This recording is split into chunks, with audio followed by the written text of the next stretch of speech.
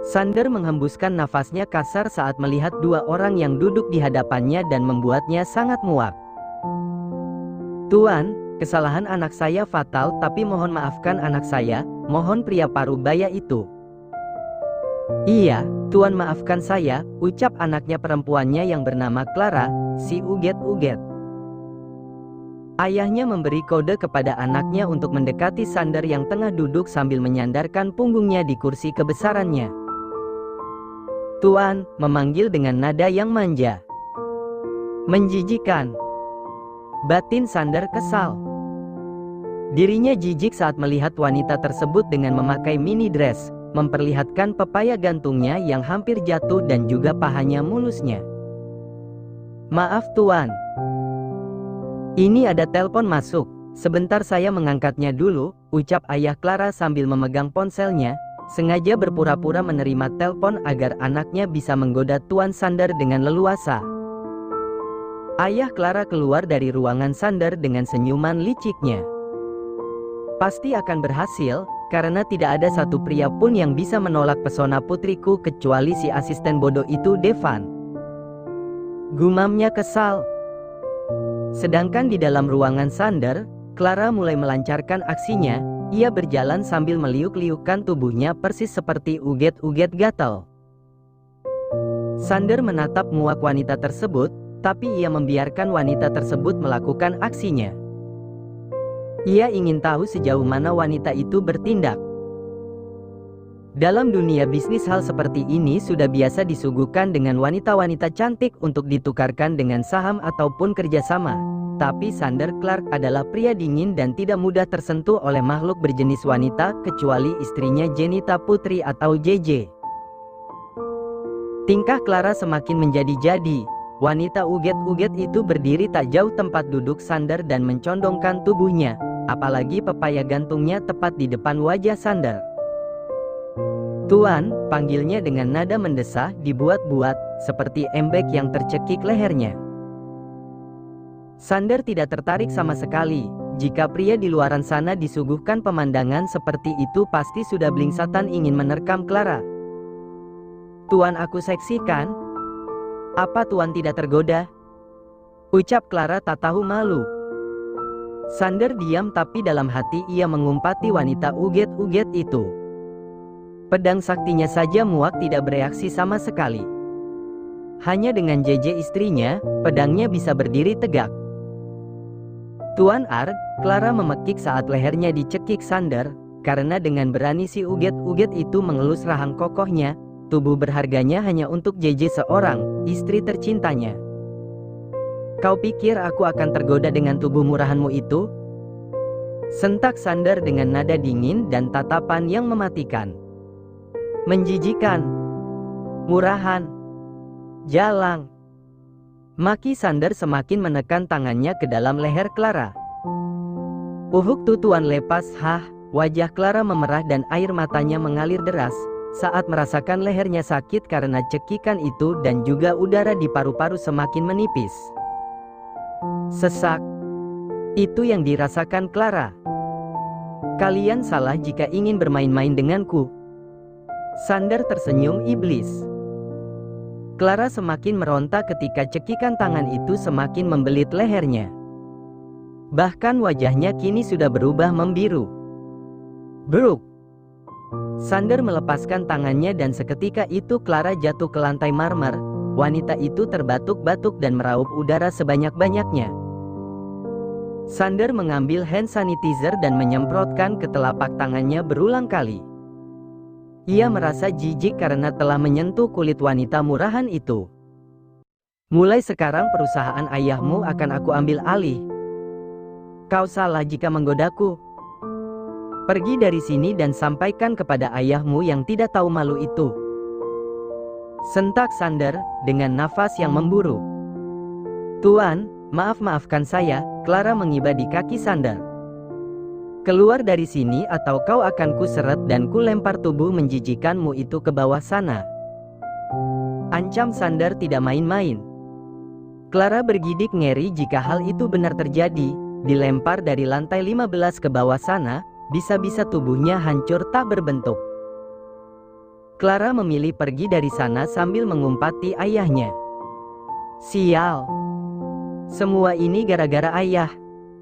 Di mana tua bangka itu? Batin Clara kesal asteris L sambil memegangi lehernya yang terasa sangat sakit. Sander mengusap wajahnya kasar, lalu ia menghubungi Devan yang tengah melakukan meeting dengan klien di luar. Di mana Devan? Kesal Sander, karena menghubungi Devan berulang kali tidak diangkat. Ceklek. Ada apa bos? Tanya Devan saat memasuki ruangan Sander. Devan melihat jika bosnya itu tidak dalam keadaan yang baik. Ternyata Devan sudah selesai dengan meetingnya. Are you okay? Tanya Devan lagi. Ambil alih perusahaan ayah Clara.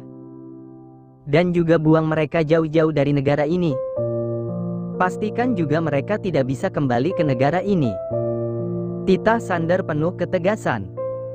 Apa yang terjadi? Apa mereka membuat masalah lagi? Tanya Devan. Kerjakan perintahku. Jangan banyak tanya. Sentak Sander, menatap tajam Devan. Oke, Dedi mertua. Lalu pergi dan segera mengerjakan tugas dari bos sekaligus calon mertuanya itu. Devan. Sentak Sander, tapi sayangnya pria itu sudah pergi dari ruangannya. Tok tok tok. Ceklek. Pintu ruangannya terbuka dari luar. Apa kau tuli? Dasar sialan. Maki Sander tanpa melihat siapa yang datang. Ah, JJ aku merindukanmu. Batin Sander. Bisa-bisanya Hot Daddy itu masih memikirkan istrinya saat keadaan seperti itu. Maaf, suara wanita yang terdengar sangat lembut.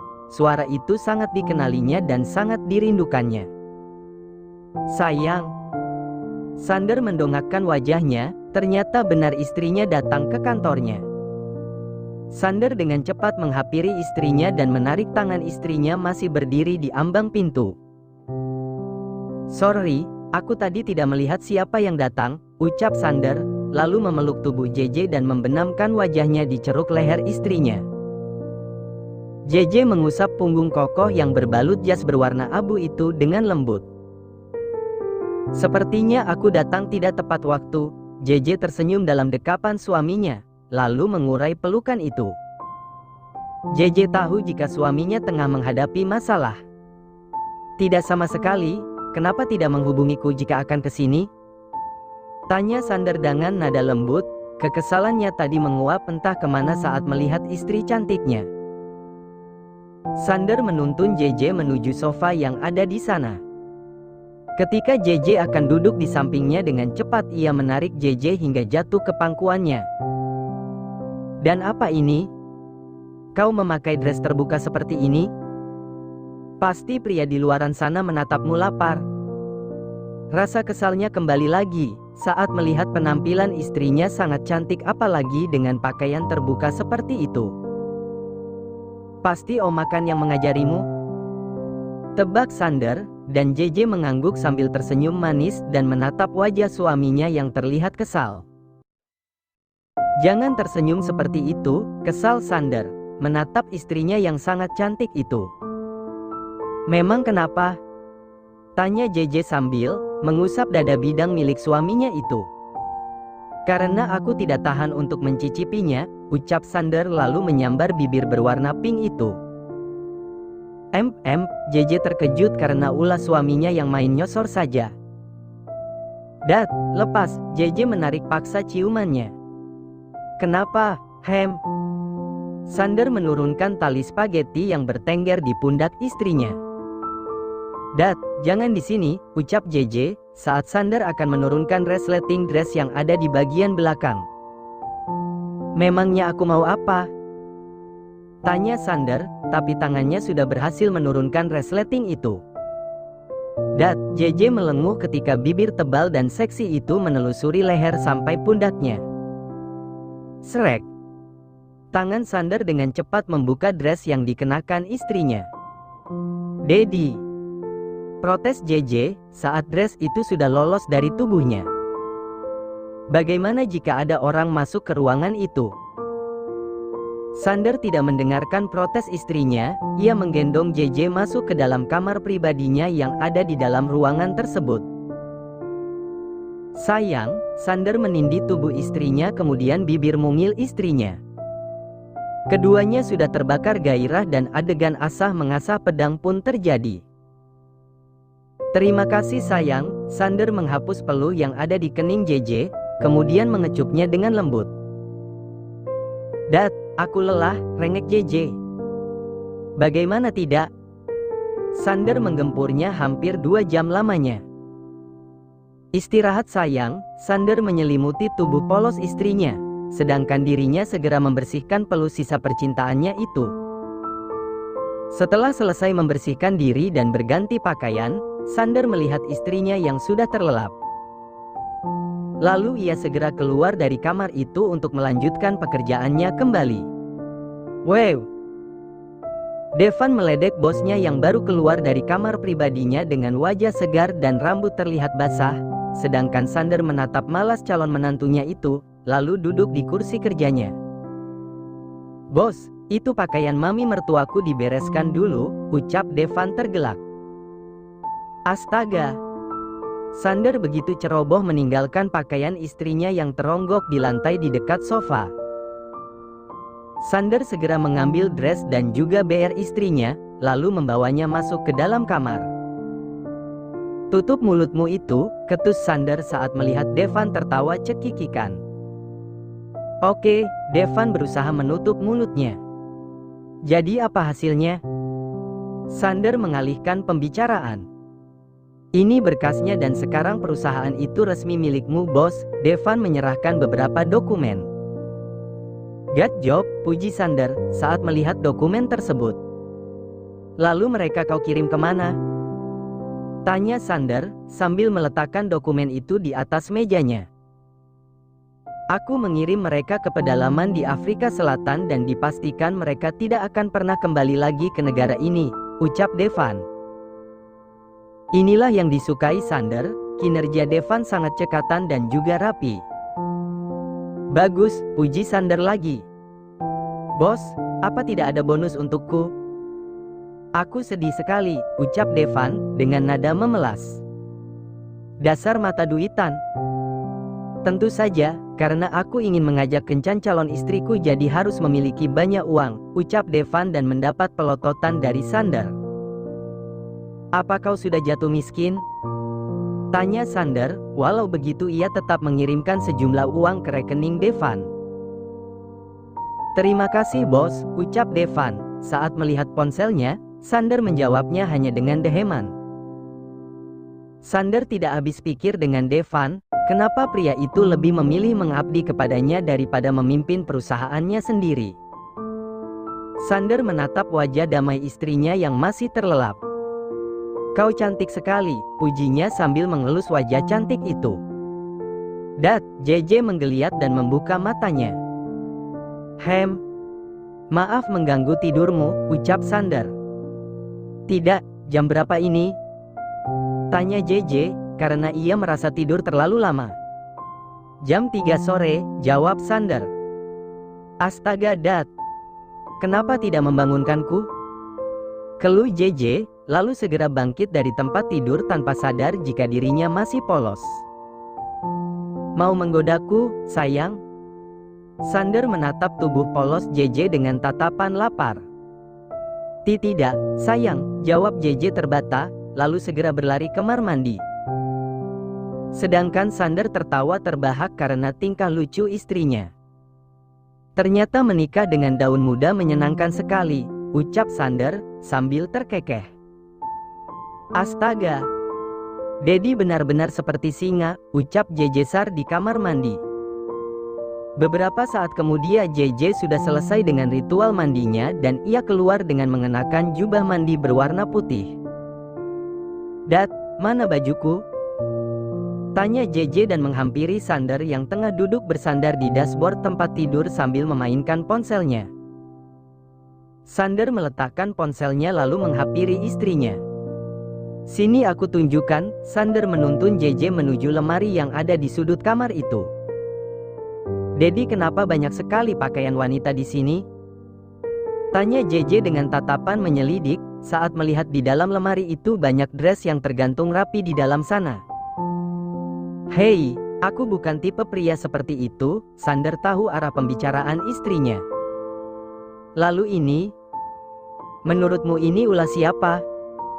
Bahkan aku tidak berpikiran sampai ke situ, ucap Sander apa adanya. Mommy. Dan Sander menganggukkan kepalanya. Mommy sudah mempersiapkan kemungkinan yang terjadi, hebat bukan? Sander memuji insting ibunya. Bilang saja jika Dedi menyukainya, ketus JJ, lalu mengambil dress berwarna pink motif bunga. Tentu saja, sayang. Semua yang berhubungan denganmu aku suka, apalagi kalau di atas ranjang. Dedi is. Lalu dengan cepat JJ memakai dressnya di depan suaminya itu.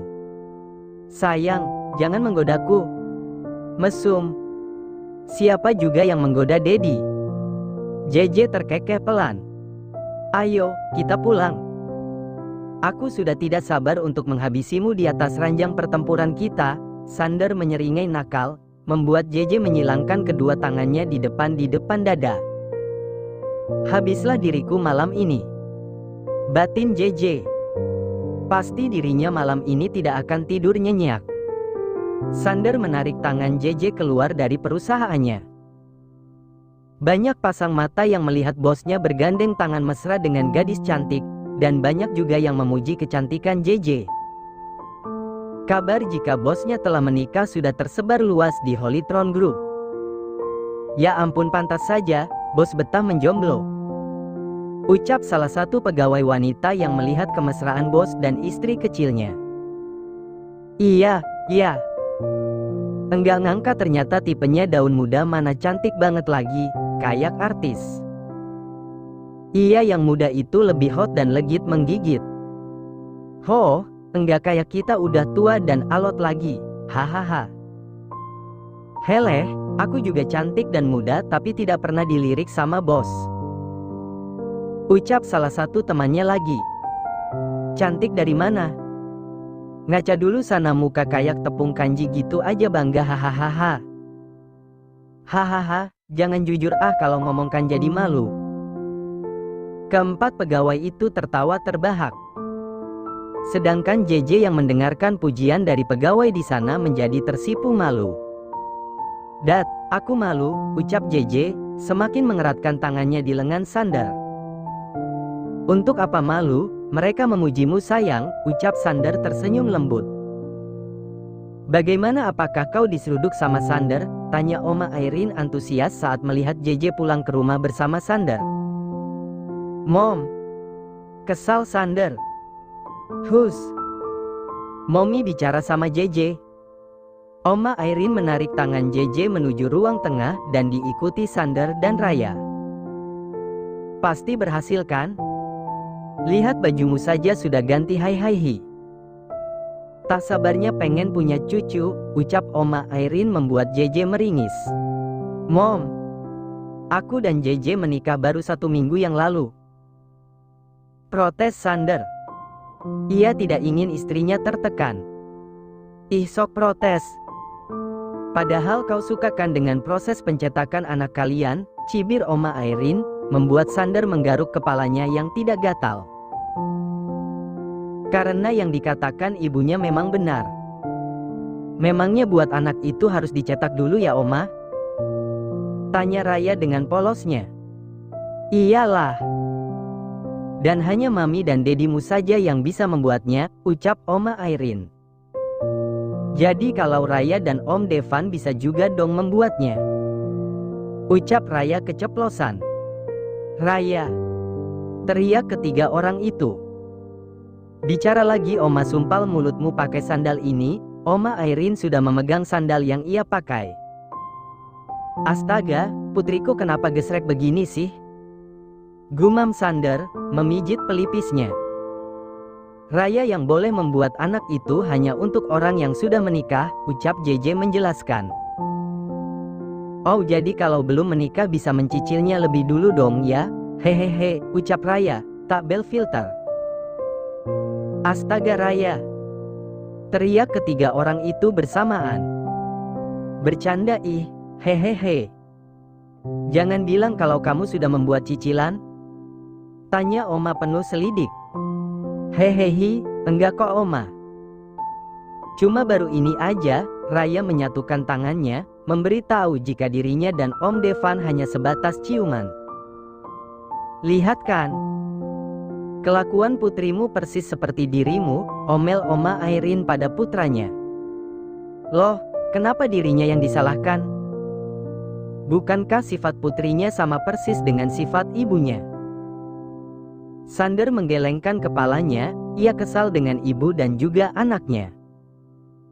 Dedi pernah bilang kan jika aku akan mematahkan leher pria yang berani menciummu, ucap Sander dengan nada tegas. Dat, tegur JJ. Sedangkan Raya membungkam mulutnya yang tak berfilter. Jangan sok pengen matahin leher orang. Anggap aja ini karma karena kau main sosor JJ ketika kalian belum menikah, ucap Oma Airin membuat Sander bungkam. Apa iya ini adalah karma? Batin Sander bertanya-tanya. Raya dan Devan sudah tunangan, tinggal menentukan tanggal pernikahannya saja, jadi jangan dipermasalahkan, ucap Oma Airin. Dan untuk Raya jangan diulangi lagi. Dan beritahu Devan untuk datang ke sini besok, dan Raya menganggukkan kepalanya. Akhirnya aku akan menikah dan akan merasakan hal yang enak-enak. Batin Raya bersorak. Dasar Raya gesrek. Ngapain senyum-senyum, tanya JJ kepada anak tirinya. Hehehe sebentar lagi gue akan ngerasain yang enak-enak kayak lo J, ucap Raya, keceplosan. Raya! Teriak Oma dan Sander bersamaan. Tuing! JJ menonyor kepala Raya ke belakang. Dasar mesum! Kesal JJ, menggelengkan kepalanya. Ih, Mami! Sakit tahu. Raya mengusap kepalanya. Lagian kau itu anak perawan mana boleh berpikiran seperti itu. Kesal JJ, tak habis pikir dengan putri sambungnya itu. Ya Tuhan, kenapa otak cucuku bisa kurang sound sih?